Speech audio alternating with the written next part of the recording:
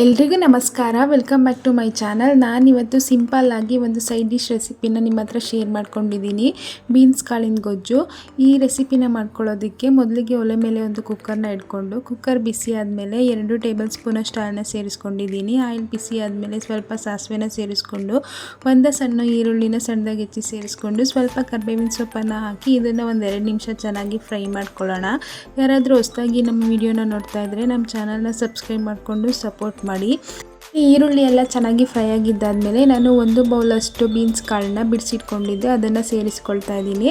ಈ ಬೀನ್ಸ್ ಕಾಳನ್ನ ಒಂದು 2 ನಿಮಿಷ ಚೆನ್ನಾಗಿ ಫ್ರೈ ಮಾಡ್ಕೊಳ್ಳೋಣ. ಹಸಿಕಾಳು ಸೀಸನ್ ಇರುವಾಗ ಈ ಥರ ರೆಸಿಪಿನ ಮಾಡ್ಕೊಳ್ಳಿ, ತುಂಬಾ ಚೆನ್ನಾಗಿರುತ್ತೆ.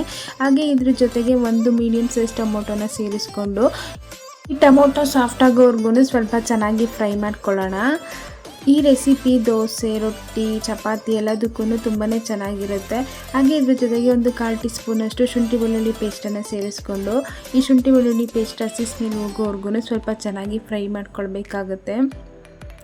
ನೀವು ಇವಾಗ ನೋಡ್ತಾ ಇರ್ಬೋದು ಟೊಮೊಟೊ ಎಲ್ಲ ಲೈಟಾಗಿ ಸಾಫ್ಟ್ ಆಗ್ತಾ ಬರ್ತಾಯಿದೆ. ಒಂದು ಸಲ ಚೆನ್ನಾಗಿ ಮಿಕ್ಸ್ ಮಾಡ್ಕೊಳ್ಳೋಣ.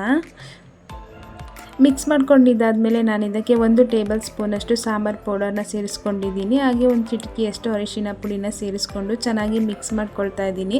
ನಿಮಗೆ ಸಾಂಬಾರು ಪೌಡರ್ ಇಲ್ಲ ಅಂದರೆ ಅಚ್ಕಾರದ ಪುಡಿ ಹಾಗೆ ಧನಿಯಾ ಪುಡಿನ ಸೇರಿಸ್ಕೊಳ್ಬೋದು. ಹಾಗೆ ಇದ್ರ ಜೊತೆಗೆ 1 ಸಣ್ಣ ಗ್ಲಾಸಷ್ಟು ನೀರನ್ನು ಸೇರಿಸಿ ರುಚಿಗೆ ತಕ್ಕಷ್ಟು ಉಪ್ಪನ್ನು ಸೇರಿಸ್ಕೊಂಡು ಒಂದು ಸಲ ಚೆನ್ನಾಗಿ ಮಿಕ್ಸ್ ಮಾಡ್ಕೊಳ್ತಾ ಇದ್ದೀನಿ.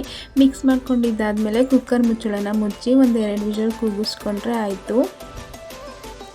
ನೀವು ಇವಾಗ ನೋಡ್ತಾ ಇರ್ಬೋದು ಕುಕ್ಕರ್ ವಿಷಲಾಗಿ ಕೂಲಾಗಿದೆ, ಕಾಳೆಲ್ಲ ತುಂಬ ಚೆನ್ನಾಗಿ ಬೆಂದಿದೆ. ಇವಾಗ ಒಂದು 2 ಟೇಬಲ್ ಸ್ಪೂನಷ್ಟು ಕೊತ್ತಂಬರಿ ಸೊಪ್ಪು ಹಾಗೆ ಒಂದು 3 ಟೇಬಲ್ ಸ್ಪೂನಷ್ಟು ಫ್ರೆಶ್ ಆಗಿ ತುರ್ಕೊಂಡಿರುವಂತಹ ತೆಂಗಿನಕಾಯಿ ತುರಿನ ಸೇರಿಸ್ಕೊಂಡು ಒಂದು ಸಲ ಚೆನ್ನಾಗಿ ಮಿಕ್ಸ್ ಮಾಡಿ ಒಂದು ಕುದಿ ಬರೋವರೆಗೂ ಕುದಿಸ್ಕೊಂಡ್ರೆ ಆಯಿತು.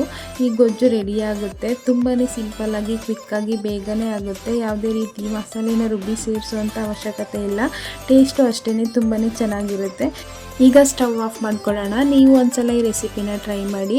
ಹಾಗೆ ಈ ವಿಡಿಯೋ ಇಷ್ಟ ಆಗಿದ್ದರೆ ಲೈಕ್ ಮಾಡಿ, ಶೇರ್ ಮಾಡಿ, ಕಮೆಂಟ್ ಮಾಡಿ. ನಮ್ಮ ಚಾನಲ್ನ ಸಬ್ಸ್ಕ್ರೈಬ್ ಮಾಡಿಕೊಂಡು ಸಪೋರ್ಟ್ ಮಾಡಿ. Thanks for watching.